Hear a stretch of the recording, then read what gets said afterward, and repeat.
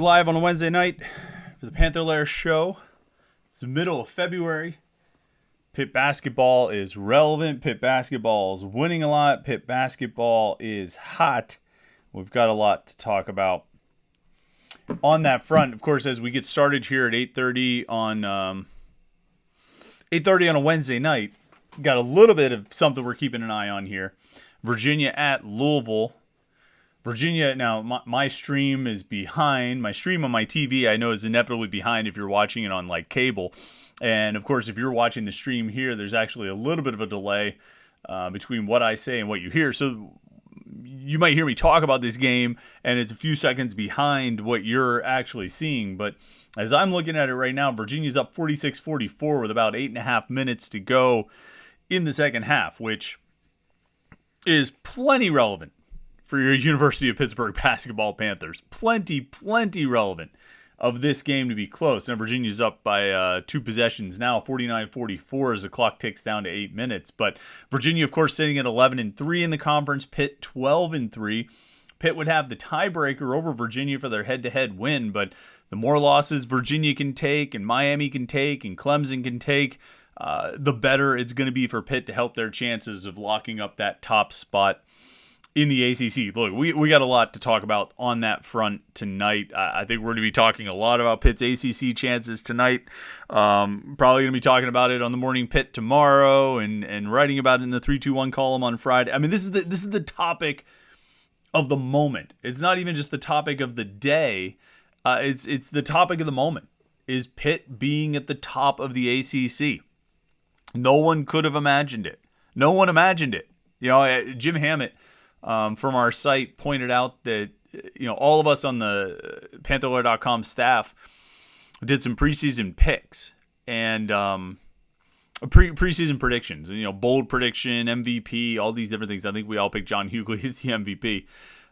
Who could have known? I forget exactly. I'd have to look back at that. But Jim pointed out that with the win over Boston College on Tuesday night, Pitt obviously got to 19 wins, and that was better than any of us predicted. Houston Wilson had Pitt at 18-13 was his prediction for their record, and he was the high mark. He was the one who was he predicted the highest possible record for Pitt out of any of us. Nobody else even predicted them to get 18, and now they've got 19 already. So they've already surpassed our expectations and predictions, and that's from guys who cover the team or around the team and all of that. You start expanding out beyond that bubble. You got Pitt picked to finish 14th in the ACC, and here they are, on Valentine's Day night, improving to 12-3 overall, or 12-3 in the ACC, I should say, in first place in the conference, right at the top of the league. So yeah, we're going to be keeping an eye on this Virginia game tonight as Virginia takes on Louisville. It's a game that they should have no business losing, even though the game's on the road. They should be able to take care of the Cardinals. Louisville is the worst team in the ACC, one of the worst teams in college basketball, not just power conferences, but college basketball. They're 3-22 this year. Virginia should have no problem taking care of business against Louisville. And yeah, here they are in a rather close game with 8 minutes to go. So we'll keep an eye on that and kind of see how it plays out. I would imagine that's going to be over in the next half hour or so. And when it is, we'll talk about the impact of that game on Pitt's spot in the ACC and spot in the AC, position in the ACC standings. And look, I mean, a co-championship is very much in play. I don't think they use tiebreakers to establish the co-champion or establish the league champion. I think if two teams are tied with the same conference record, then those two teams will be co-champions. Where the tiebreakers will come in is when they start seeding for the ACC tournament, which, even in that, there's sort of I mean, you want the double bye, right? I mean, you want to finish in the top 4 so you don't have to play a game until Thursday, and you only have to win 2 games to get into the championship. That's what you want. Being first would be even better. It would be really cool if you were the number 1 seed. I mean, I think if you end up as co-champions, but you win the tiebreakers and get the number 1 seed, then, that's, you have as much of a claim as anyone to the title of regular season champion. Now, co-champions are going to hang a banner for that as well. as 2023 ACC regular season co-champions. It would be nice to hold that title outright. But as far as the number one seed goes, that's about as close as you're going to get if you do end up with those co-champions. And Pitt is sort of in a unique position, and certainly I think something we'll talk about tonight and we'll talk about through the next few days is that more than any other team in the conference, they control their own destiny, at least in regards to the seeding in the ACC tournament. They're the only team that if they win out, they are guaranteed the number one spot. Nobody else has that. Everyone else is relying on Pitt to lose a game. Virginia has the pressure on them because if they want the number one seed in the ACC tournament, they need Pitt to lose. Just winning out is not enough for the Cavaliers to get the number one spot. When it comes to championship and co-champion, regular season title and co-championship and all of that, Virginia can control its own destiny and play its way to 17-3, just like Pitt can play its way to 17-3 and be there. Miami, I think, already has 4 losses, so they're going to need Pitt and Virginia to lose in order to get even a share of the regular season championship. But Pitt really controls its own destiny for that number one seed in the ACC tournament. More than anybody, which no one else can say.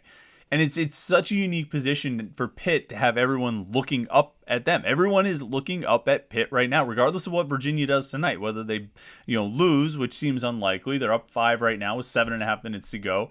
Seem to be taking control, or at least Louisville seems to continue blowing it. Regardless, or Virginia holds on and wins as they should. They're still going to have the pressure on to try to catch Pitt in terms of the ACC tournament seeding, and that's such a unique position for Pitt to be in, to be the hunted as opposed to the hunter. I mean, they've got the target on their backs now, which is pretty wild stuff. Pretty wild stuff. All right, it's Panther-Lair Show, of course. I mean, we're 10 minutes into it. I should at least tell you what we're doing here. This is the Panther-Lair Show on youtube.com/Panther-Lair.com. I'm Chris Peak from Panther-Lair.com. That's the website, Panther-Lair.com, Pittsburgh.rivals.com, the most comprehensive source of Pitt sports news on the internet. Football, basketball, and recruiting. You find it all at Panther-Lair.com, and of course message boards where you can interact with hundreds and thousands of your closest Pitt fan friends. And that's some of the big appeal. I mean, we provide a lot of content at Panther-Lair.com. We have a lot of news and information and articles and columns and videos and photos and all these different things, all this sort of Pitt content for you to consume. And then you can go to the message boards at Panther-Lair.com and talk about it with other Pitt fans. That's the real fun of it, is going and having those conversations on the message boards. I mean, even if you see something somewhere else, you see a tweet or there's a game or another game going on. I mean, this Virginia, Louisville game, and Virginia is now up by 9 as it gets under 6.5 minutes. They're pulling away from a game that's been pretty close pretty much the whole way through. But, if you're sitting there watching this Virginia-Louisville game, which has implications for Pitt, well, you're probably sitting there by yourself in your house. Who else do you have to talk to? You might text a friend or something. We go on the message boards and people are going to be talking about it because that's what other Pitt fans are doing right now. So that's what we give you an opportunity to do. It's the best online community of Pitt sports fans on the internet, Panther-Lair.com. And, of course, our message or our video channel right here, youtube.com/Panther-Lair.com. And I humbly request that you like this video and subscribe to our YouTube channel, whether you're watching the live stream or whether you're watching the show later in the week. I would really appreciate it if you like the video and subscribe to our YouTube channel. Remember, if you subscribe, you can turn on notifications. You have that option available to you, and the notifications will give you a chance to get an alert sent to your phone whenever we post new video content at youtube.com/Panther-Lair.com, or when we go live for a live stream like this or a post-game show, which we've done a few times over the last couple of weeks. So a lot of reasons to subscribe to our channel. So do that. Like the show, like the video, and subscribe to our YouTube channel, youtube.com/Panther-Lair.com. All right. So I guess we start with the Boston College game last night. Pitt wins by 19. And I talked about this on the Morning Pitt this morning, and I think it's probably the most remarkable thing about that game. I should even kind of pull out for a bigger picture view of it. I really have been impressed, and I continue to be impressed. And if you watch the morning Pitt videos every day, you watch the live stream and stuff, you're probably tired of hearing me talk about these things. But I continue to be impressed by how this team handles each situation it faces. And I'm talking about in games, particularly over the last 6. I think they've seen a lot of different situations and scenarios that they've had to handle, and they've had to sort of survive and thrive in. And I think after the Florida State game, you had 3 games in Wake Forest, Miami, and North Carolina, where all 3 came down to the last possession. Pitt needed to win on the last bucket. It really came down to that on offense or defense. Offense, at the North Carolina game, they won it on the final offensive possession. The Miami game, they won it on the final defensive possession. Jamarius Burton had to make a big stop on Isaiah Wong to win that game. And then they come out of that and they get Louisville at home. And I think it would be easy to overlook Louisville. I think it'd be easy to not take them seriously. You have a long break before that game. You get some time to rest up between Carolina and Louisville. It's easy to get up for going to Chapel Hill and playing in the Dean Dome. It's much more difficult when you've got Louisville at home on a Tuesday night and a team that you should absolutely throttle. It's not always a given that you're going to come out and do that. But that's exactly what Pitt did. They came out and throttled Louisville for their biggest margin of victory in an ACC game ever. 34-point win. And then they go to Florida State, of course. Opportunity to avenge the earlier loss to the Seminoles. But still a challenging game, and one I think they were certainly concerned about. And a game that as it progressed and developed, they were never able to really pull away. Every time they went on a little bit of a run, Florida State was able to answer. Florida State was able to cut off a run and limit it to maybe 2 buckets or something like that, and never let the lead get bigger than 5, 6, maybe 7 points at times. But Pitt was able to grind it out even in that situation. And they never let Florida State make consecutive baskets. I think Florida State had consecutive baskets once in the second half, or maybe none in the second half. It was always, they never let Florida State get any momentum. They never let Florida State build anything in that game. And they were able to grind it out and get a pretty good 8-point victory on the road. And then you come into this Boston College game last night. Boston College is a team like Louisville that you should beat pretty good. Boston College lost to NC State by 30 at home most recently. That was their most recent game. And they're coming to Pitt. And Louisville just cut the lead to 5. Getting interesting here. 4 minutes to go, it's 55-50. So Boston College comes to Pitt, and Pitt should take care of Boston College the way NC State did. But what's interesting, of course, is that about 12 minutes into the game, Boston College was up by 7.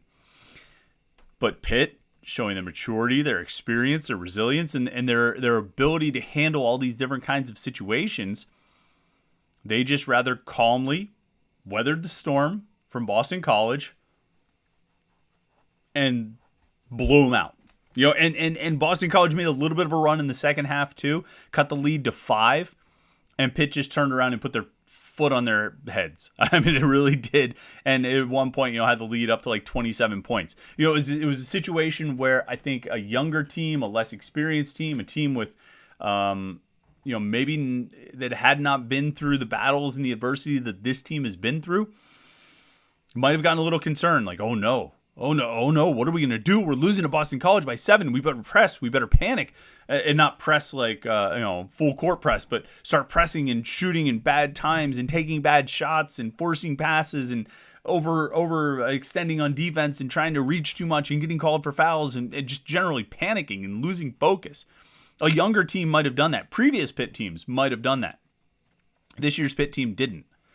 They just stayed calm, stayed focused, and took care of business, which has been, if there's been any theme for this team over the past 6 games, for sure, is that they continue to take care of business. And so my thing from last night's game was that here they faced a different kind of adversity, a different kind of situation, a different scenario, and they still were able to fight their way through it. They've won games in a lot of different ways this season. They've won games in a bunch of different ways just over the last 6 games. And I think that's really encouraging as much as anything else. And there's a lot to be encouraged about with this team right now, whether it's the 3-point shooting and Federico's improvement, of course, Jamarius Burton and Nelly Cummings and what those guys have been able to, like Nike Sabandi off the bench, Blake Hinson's been great. There's all these reasons to believe that this Pitt team can win, but, sort of with the individual parts.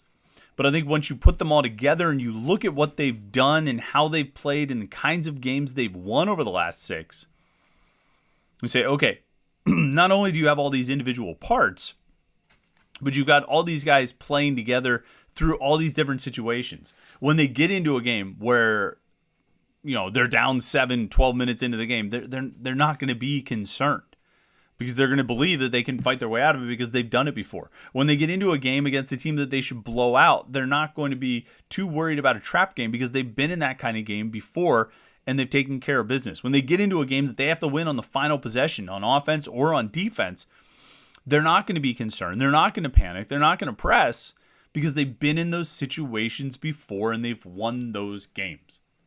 And I think every win is encouraging, of course. Every time you see your team go out and win, you say, "Oh, see, they look pretty good. Looks like they're getting better."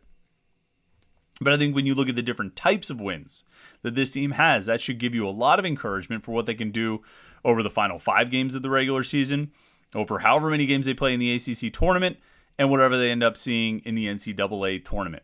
Still pretty convinced they're making the NCAA tournament. It's going to be interesting. And not to get too sidetracked into NCAA tournament talk, and we can certainly, have these conversations today because I think there's a lot to say about this topic. But they're sitting on 19 wins right now. If they were to go like 2-3 over the final 5, and I don't think this is going to happen, but look, they have 5 games, so there's how many different scenarios? 5 different possible records they could have? 6, 5-0. 4-1, 3-2, 2-3, 1-4, 0-5, right? So there's 6 different records they could possibly have over these final 5 games. I think 0-5 and 1-5, or 0-5 and 1-4 are highly unlikely, almost impossible. 2-3 is pretty unlikely as well in my book, but I think if they went 2-3 in the final 5 games and finished with 21 wins, not a lock for the NCAA tournament. Yeah, I don't think they would be. I think they might still get in, but I don't think they would be a lock like the way that we look at them right now as being a lock. And here's the thing, like we can talk over these different scenarios and what ifs and possible outcomes of what might happen in the final 5 games and how that might affect Pitt's ACC standing or NCAA tournament resume. But the reality is what we've seen out of this team over 26 games, particularly the last 22, we've seen a very good team. We've seen a very good college basketball team that should be able to win a bunch of games. You know what I mean? Should be I think they passed the eye test. I think if you watch Pitt over the last 22 games, if you watch Pitt over the last 6 games, if you watch Pitt over the last 14 games of consecutive ACC play, going back and including the NC State game before that, they passed the eye test of a team that is one of the best 68 in the country.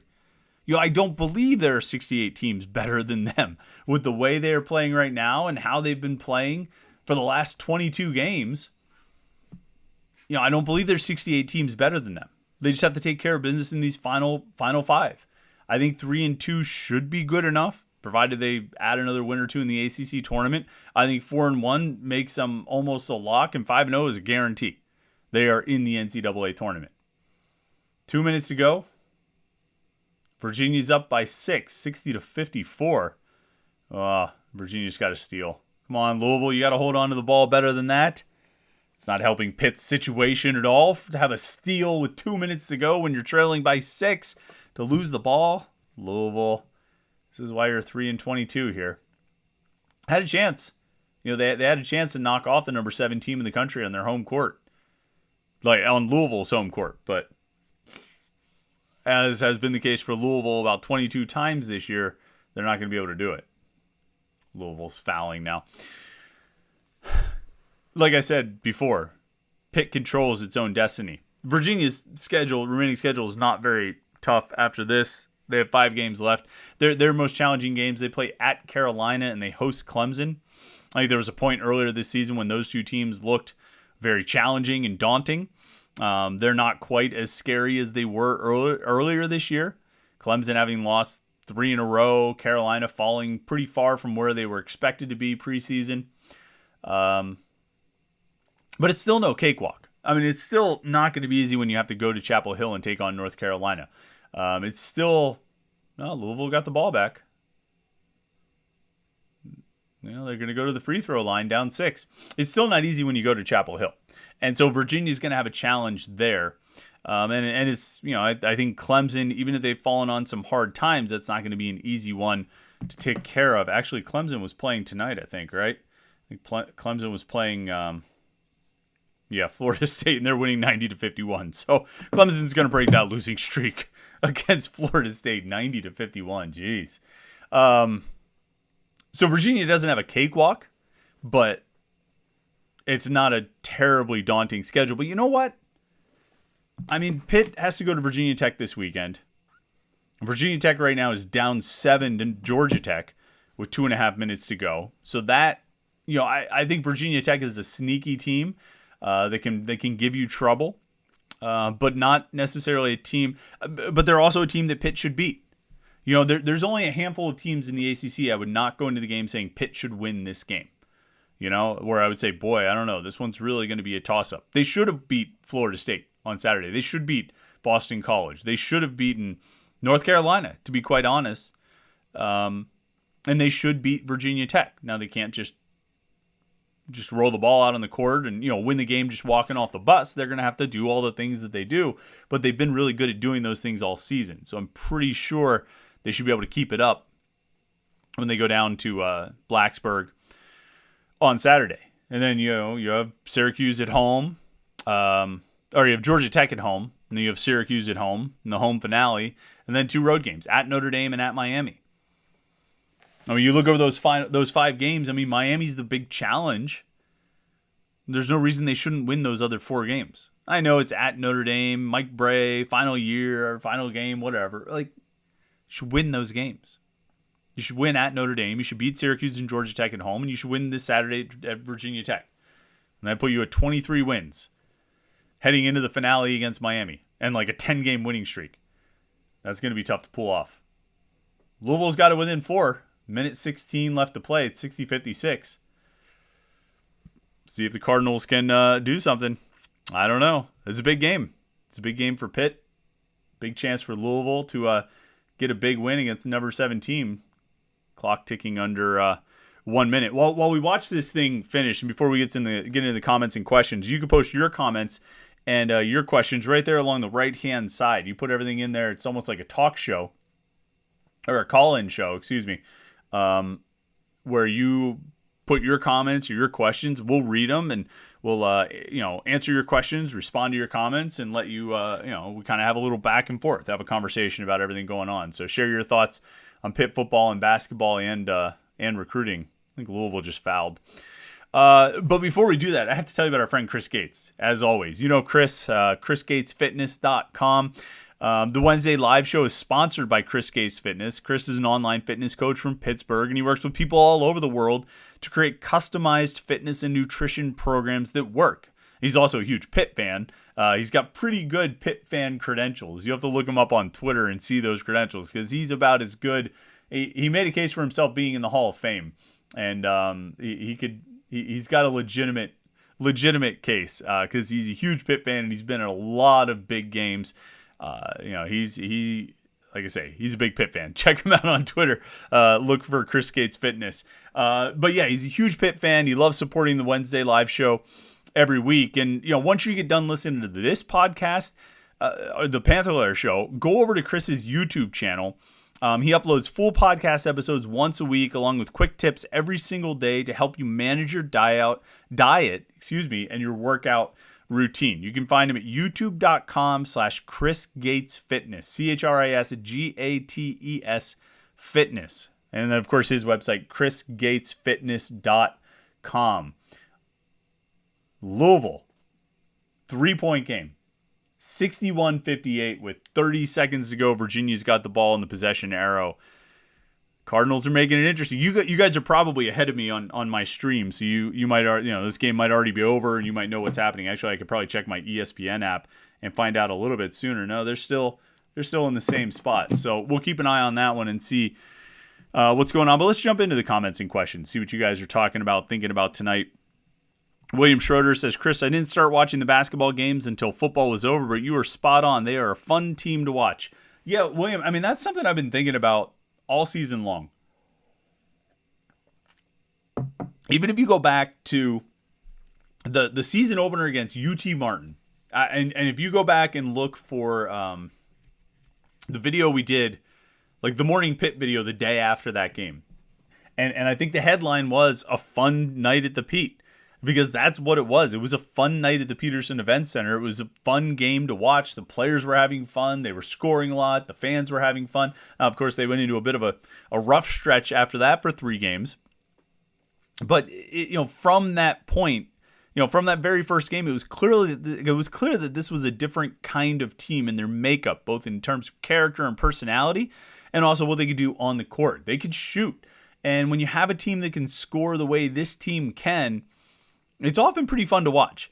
And then you add in all the personalities and the energy that these guys have. A guy like Greg Elliott, who pops up on the screen perfectly. Guys like Nelly Cummings and Blake Hinson, the joy of Federico. It's a lot of fun. It's a fun team to watch. And obviously that's aided considerably by the success that they've had. They've won a lot of games in a really fun way, but when your team is winning, they're going to be fun to watch. I don't know if Jamie Dixon's teams ever had that fun factor. I think they had likable players. I think we all grew to appreciate that style of play, but it wasn't like this. It wasn't exciting like this. It's a different kind of fun to watch. And so, William, I'm glad you got on board. I'm glad you enjoy it. Let's see. Virginia couldn't inbound the ball, so they had to call another timeout. So it's 31 seconds, 30 seconds, still a 3-point game, 61-58 as we keep an eye there. Michael B. is a super chatter, one of our regulars, and we appreciate it. Says, hey, Chris, need to ask this. Why would John Hugley come back next season when it's pretty apparent he won't be starting? I just don't see it.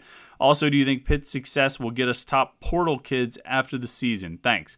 I don't know what to make of the John Hugley situation. I don't know what John Hugley's going to do next year. I don't know how the Pitt coaches want to approach it. I mean, you're obviously bringing back Federico.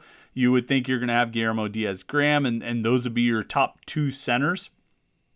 It seems unlikely that Louisville fouls on the inbounds. It seems unlikely that any of those guys would leave. I think they've got a pretty good place here. And so how does John Hugley fit into that? I mean, I don't think he's a stretch 4. Like, I don't think he can play power forward. I mean, he's not Chevy Troutman, or at least they're not playing in a way that uses a player like Chevy Troutman, And so I don't know how John Hugley fits into that mix. Why would he come back?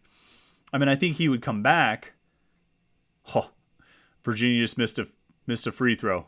Under 30 seconds, Louisville bringing the ball up. I think the reason John Hugley would come back is because of the connections he's got to Pitt and to this coaching staff. This is a coaching staff that, I don't want to say took a chance on him, but they stood by him. They had faith in him. They believed in him. And, even when he ran into legal issues,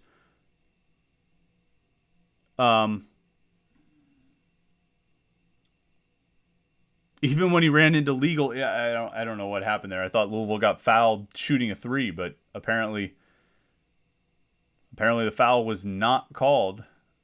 That was just a 3-point attempt, and there's 0.1 seconds left. So Virginia is going to take this if it hasn't already ended. And I think they're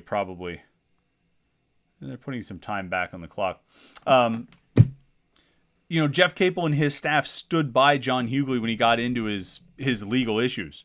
2 years ago. They stood by him and nurtured him and helped develop him. And I think there's a real family feeling there with Hugley and the Pitt staff and the Pitt administration, the athletic department.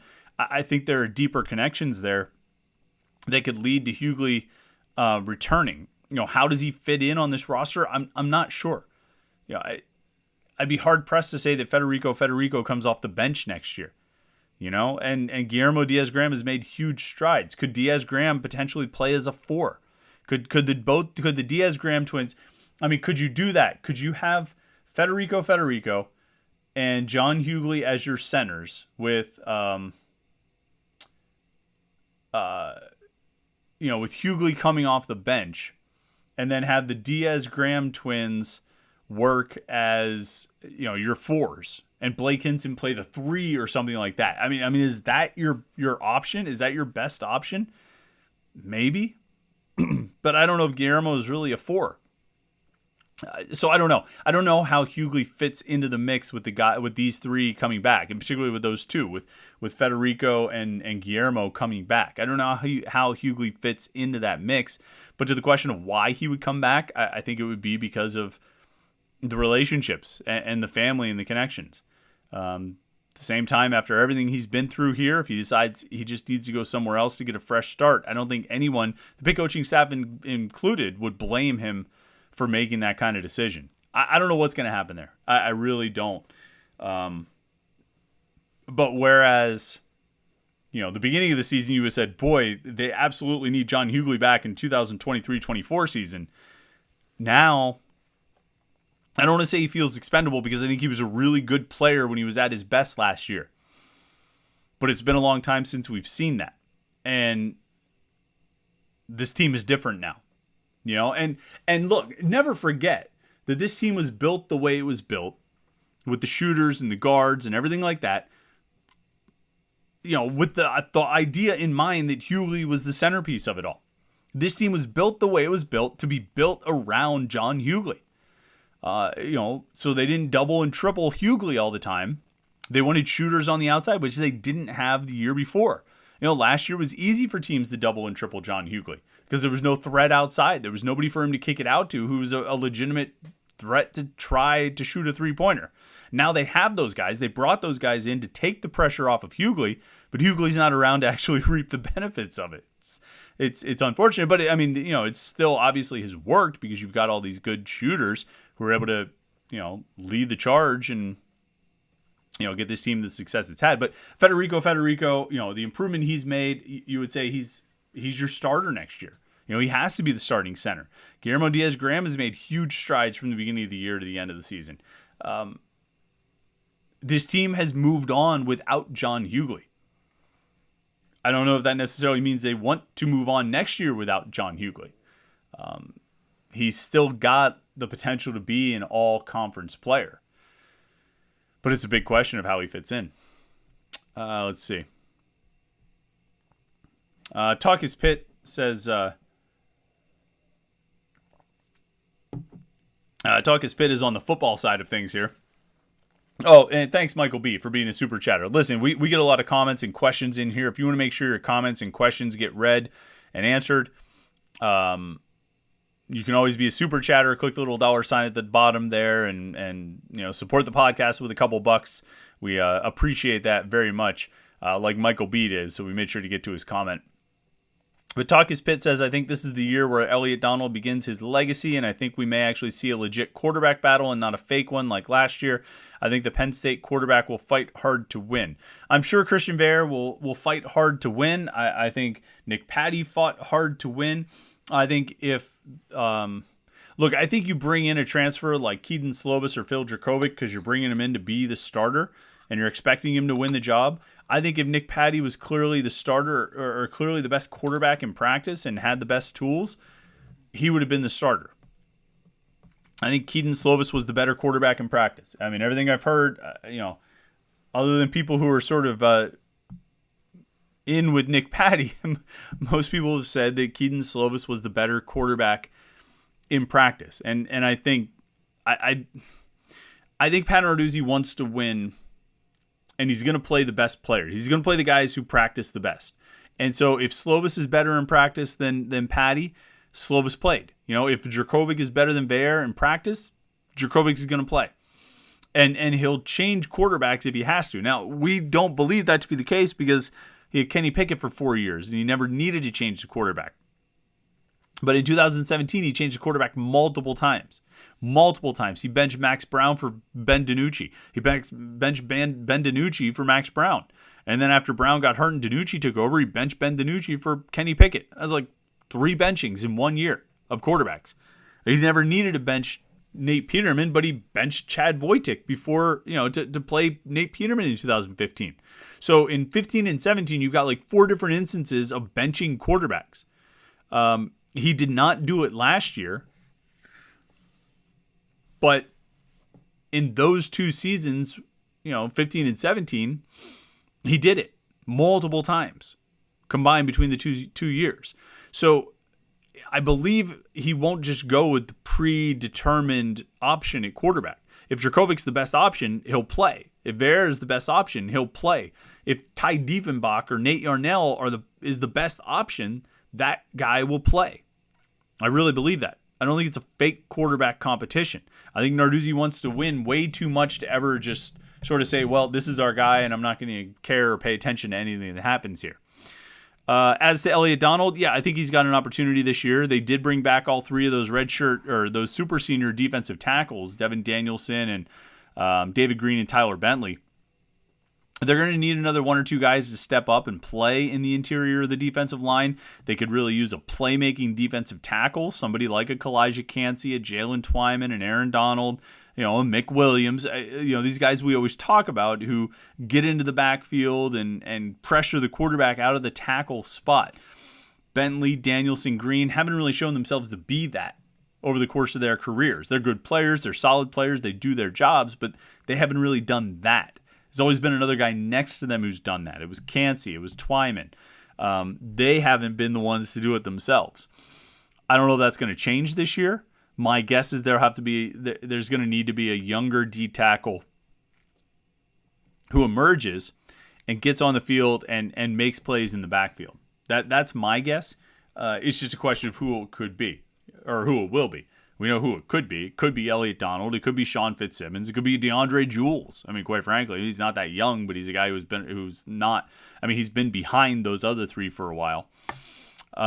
Could be, we'll see if Isaiah Neal can fight his way onto the field as a true freshman. I think he'll play, the 4 games, and maybe play 4 in redshirt or something like that. But I think they'll need someone to step into that role of the pass rushing playmaking defensive tackle. I don't know, maybe it's Elliott Donald. We'll see. Joe News says, I felt strongly that Jamie Dixon needed to go. Finally, we can say the program is competitive again. I feel that we are, again, a 2 major sport team since about, I guess for the first time since about 2009. It's funny to say that you felt Jamie Dixon needed to go and then bemoan the fact that it's taken this long to get the program back, that it's taken 7 years to get the program back even to the, to its current state. I won't deny that the program was on a slide and a decline during Jamie Dixon's final few years. But nothing like what came after, right? Nothing like what came in the 6 seasons that followed his departure. Those were all significant drop-offs from, his time here. He at least made the NCAA tournament, went 500 in ACC play his last year. They haven't even come close to either one of those things prior to this season. Let's see. Ed Mahoney says, after the first 6 games of the year, if you told me Pitt was in first place in the ACC mid-February, I would have told you to sit down. You lost your mind. Now I believe they went out and stay in first place. Yeah, it is funny. It is funny to look back and think about what we thought of this team, whether it was in the preseason expectations. Looks like Georgia, just a quick update, Georgia Tech did beat Virginia Tech. 77-70. Again, that's a game on Saturday Pitt needs to win. Simple, period, point blank. You can go back and look at preseason expectations and predictions and all the different things that we do when a season starts. And then you can look at what the reaction was like after Dior Johnson's legal issues. You can look at what the reaction was like after John Hugley got hurt. You can look at what the reaction was like after the West Virginia game and the Michigan game and the VCU game. It wasn't good. The reaction, I'm not going to pretend like I saw this coming. Nobody saw this coming. I can't even believe the Pitt coaches would say, I don't believe the Pitt coaches would say they saw this coming. I know what I thought after they lost those 3 games in a row. When they were 1-3 and John Hugley was a shell of his former self, and Dior Johnson was nowhere to be seen, and I remember what I thought. I thought the mess has gotten worse. It actually might be the worst year yet. For as bad as the previous 3 or 4 years, or 5 or 6 years, for as bad as all of the post-Dixon years had been, this might be the worst year yet. And now they've rebounded in the last 22 games. They've gone, 18-4? They've been outstanding. One of the best teams in the ACC. And I would say over the last, over the last 22 games, they've been one of the better teams in the country. Certainly one of the top 25, but don't ask me. We don't rank them on the last 22. We rank them on all 26. So, I just don't see how, the looks test. The looks test. Watch a team play and say, are they a good team or a bad team? All right, they've got 19 wins. Now, prior to the last ranking, they had 18 wins. They've got some good quality wins. They beat Virginia. They beat Miami. They won at Carolina. All this stuff.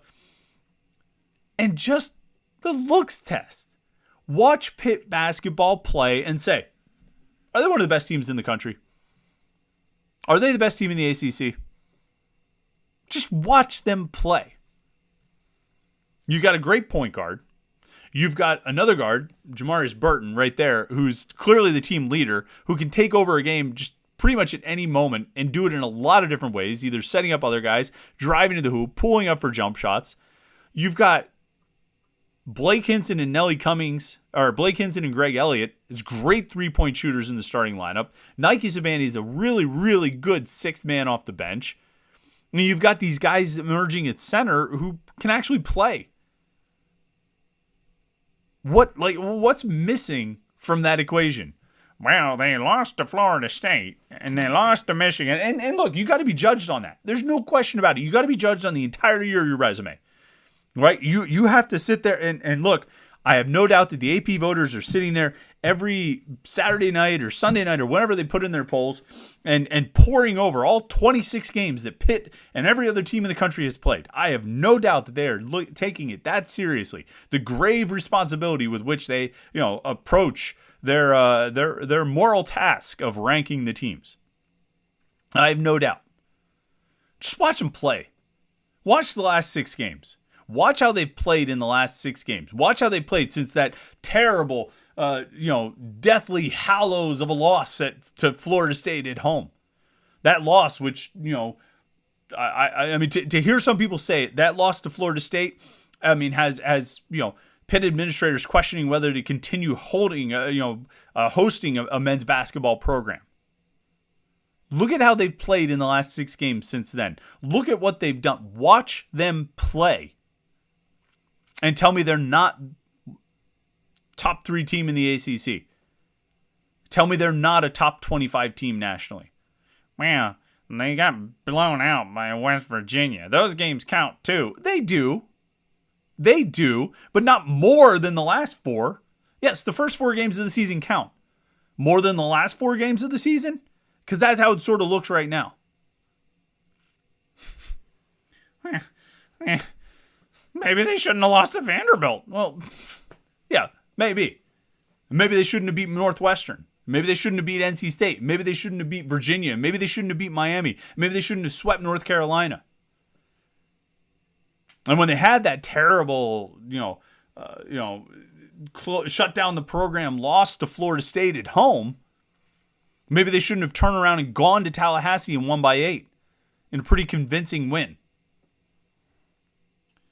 And like I talked about on one of the morning pits this week, the ranking doesn't matter. And ultimately, what I was saying, this was like the day after the polls came out. It was that, like, it doesn't matter if they ranked them number 24. I mean, honestly, like being ranked 24 or 25 or 23, nobody cares. That's a 40-degree day of spots in the AP poll, being ranked 24. And so if it's a matter of being ranked 24th or also receiving votes, it's inconsequential to me. But the way this team is playing and the way they have played of late, and I'm talking in the last 2 months, this calendar year, the last month and a half, is good enough to be ranked in the top 20. Just watch them play. Watch them play. Like our guy William Schroeder said right at the top of the podcast, said they are a fun team to watch. And if you're a voter, why don't you watch them play a little bit? And I think you'll probably be amused and say, you know what, these guys are pretty good. They might be built like a team that can go on a little bit of a run. Yeah, Florida State. Well, yeah, whatever. All right, let's scroll down here. We got some time here. I want to get through more of these comments and questions. So like I said, Georgia Tech did beat Virginia Tech. Final was 77-70 in that game. So Virginia Tech falls to 15-11 overall, according to my little papers here. My business papers, 5-10 in the ACC. And look, I think they're a sneaky team. I think they're a dangerous team, but Pitt should still win that game in Blacksburg on Saturday. Scrolling down. Missed some comments. My screen is jumping around here.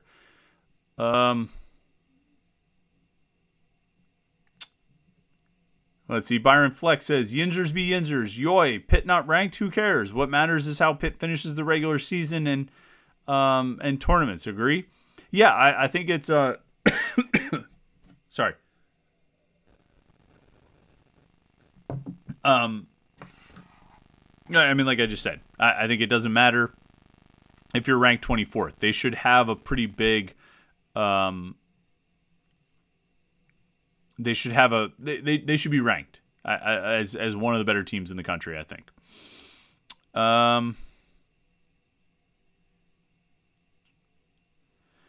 Christian Kosmak says, is it fair to consider that Keaton Slovis was a huge miss in 2023 has the potential to be every bit as explosive as 2021? Two questions in there, Christian. Is it fair to consider Slovis a huge miss? Yeah, I mean, he didn't work out the way he was expected to. You know, I think the play at the quarterback position was directly responsible for at least 2 losses, the Georgia Tech and Louisville games. That's the difference between going 8-4 in the regular season and 10-2, and going back to the ACC championship game in Charlotte. If you have better play at quarterback, you win those games. You're in Charlotte, you potentially win that game. You're 11-2. Who knows what that means for you after that? But it's a New Year's Six bowl. None of which happened because they blew those 2 games with poor quarterback play. That's on Slovis. That's on the guys coaching him. That's on the guys around him. With better quarterback play, can the offense in 2023 be every bit as explosive as the offense in 2021? I would say no. They don't have Jordan Addison. I think they have good receivers. I'm more bullish on these receivers than I think a lot of people, but they don't have Jordan Addison. You know, that was a big part of why that offense was so successful and so explosive. They also don't have Kenny Pickett. I think Phil Dracovic can be good, but he's not Kenny Pickett. And they don't have Mark Whipple. I mean, when you talk about the explosiveness of that offense in 2021, we can't pretend like Mark Whipple didn't have a whole lot to do with it. It was that trio of Whipple, Pickett, and Addison, each sharing a pretty significant percentage of the load there and taking a pretty significant percentage of the credit for why that offense was so good in 2021. They don't have any of those 3 guys. Now, that's not to say this offense can't be effective. That's not to say this offense can't win games. That's not to say that this offense can't be an ACC championship offense. Sure it can, you know? But they're not going to be as explosive as they were in 2021. I don't see that happening. Anthony Tennyson says next year's team is going to be built a lot different. That's how big John will fit in. I think he plays after 4 because he'll be in shape and we'll be able to move a lot better and shoot threes. I just don't know. I just don't. I mean, like he would have to get in better shape and probably in better shape than he was last year. And since I don't really see him around, I don't know what he's doing right now. I don't know what his level of activity is. I don't know how he's doing physically right now. And so it's hard for me to make a guess or a prediction or projection on what Hugley would be able to do next season because I don't know who he's going to be, what kind of player he's going to be. It's tough for me to say. But, I mean, if you're going to have him play the 4, he can't play power forward the way Blake Hinson plays it. He can't play that position. You know, and even the way that Jorge Diaz-Graham plays it or Nate Santos plays it. Any of the guys who played the 4 this year, John Hugley can't fit those roles. He can't dribble and drive even like a guy like Hinson can. And so he's got to be closer to the basket. I know he's knocked down some threes here and there, but that's not going to be part of the offense. And I think you're limiting yourself if you put him out there at the 4, unless you completely change how you play. If you go with a completely different style from what you've had this year, which has admittedly worked really well. Michael B. pointed out that I missed his the second part of his question when he was a super chatter earlier. He says, do you think Pitt's success will get top portal kids after the season? I think it'll help. You know, I definitely don't think it's going to hurt. You know, I think anytime you can have some success and play well and win games and get some recognition and start getting a little bit of attention is obviously going to help you. I think when you can look at how Pitt used the transfer guys this year, whether it's Cummings or Elliott or Hinson, I think that's, again, only going to help. And it's a selling point you can use when you go out recruiting. What I'm going to be interested in is, what they go for, what they try to land, and kind of who they get. I think obviously there's going to be an emphasis on shooting. I think shooting is the number one thing they need to go out and get. If they can get another veteran point guard, I think that'd be pretty key as well. And if he could just, happens to be a veteran point guard who shoots 42% from 3, and you can land him, you should do that because that would seem to work pretty well. I have to think Jeff Capel looks at this year's team and says, man, we got some shooters, and we're really good because of it. And I think that has to be another emphasis, particularly when you're losing Greg Elliott and Nelly Cummings and Nike Sabandi. Those are 3 of your top 3-point shooters. Presumably you're going to bring back Blake Hinson. So that's one. But, having another guy like an Elliott, having another guy like a Cummings, having a guy who can come off the bench like a Sabandi and knock down threes, it's game changing. It totally changes how the game is going, and it changes what you're able to do in a game. And it really gives you the sense that you're never truly out of a game. And so that, I think that has to be the priority, and a veteran point guard on top of that. You're bringing in these young guys, Jalen Lowe and Carlton Carrington, and, I know you're going to expect to play them a lot. And that's fine. You can get back into that kind of rhythm of playing freshmen a little bit more because you want to, not because you have to. But I think, to sustain the success from this season, I think going out and getting some transfer shooters and transfer point guard is going to be a big goal in the offseason.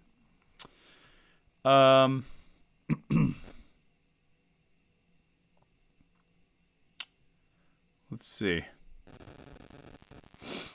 Robert Johnson says he won't ride the bench if he is his old self. The Twins are not better than a healthy Hugley. I mostly agree.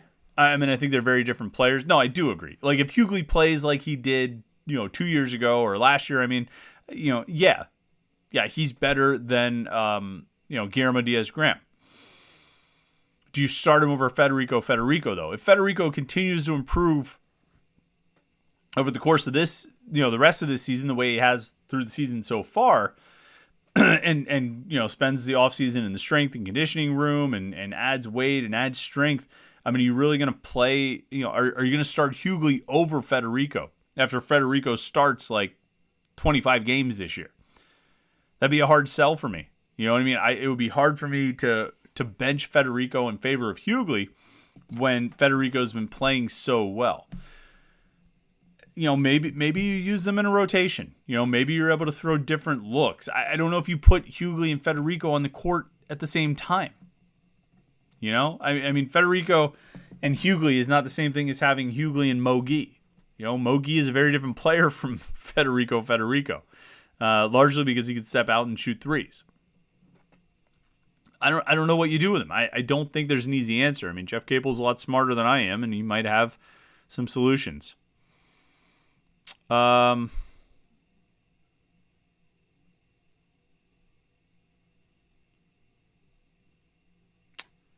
Scrolling down here.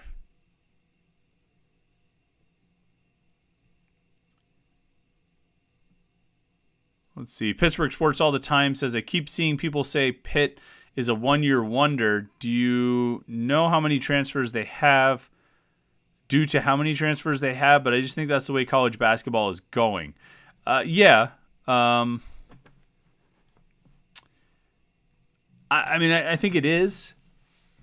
Pitt, though, I mean, like I think Pitt has the transfers, but they also have old guards, right? So, I mean, they brought in Nelly Cummings and Blake Hinson and Greg Elliott, but they put those guys together with Jamarius Burton and Nike Sabandi, and so you end up with, between Cummings, Elliott, Sabandi, and Burton, it's like, 3 6th-year guards and a 5th-year guard. You know what I mean? Like 4 guys who are legitimately going to be out of eligibility because they've played that much basketball. And so it was about getting transfers, but it was about getting transfers who were older guards and transfers who could shoot. And that's what they did. And I think why people feel like maybe this was a one-year wonder is when you look at how much, or a one-hit wonder, is you look at how much success they've had and how much of that success has come from those players. Those guys who are not going to have eligibility remaining after this season. And I think that creates a feeling that maybe it could be a one-hit wonder. But, we'll see. Like I say, you return all these guys in the front court. You got Hinson back. You think Nate Santos will come back as another depth piece. You're bringing in these really talented guards who are freshmen. Dior Johnson should be ready to play next year. You go out and get 1 or 2 shooters, veteran shooting guards from the portal. You build yourself another pretty good team, I would think, that can go on another run. Let's see.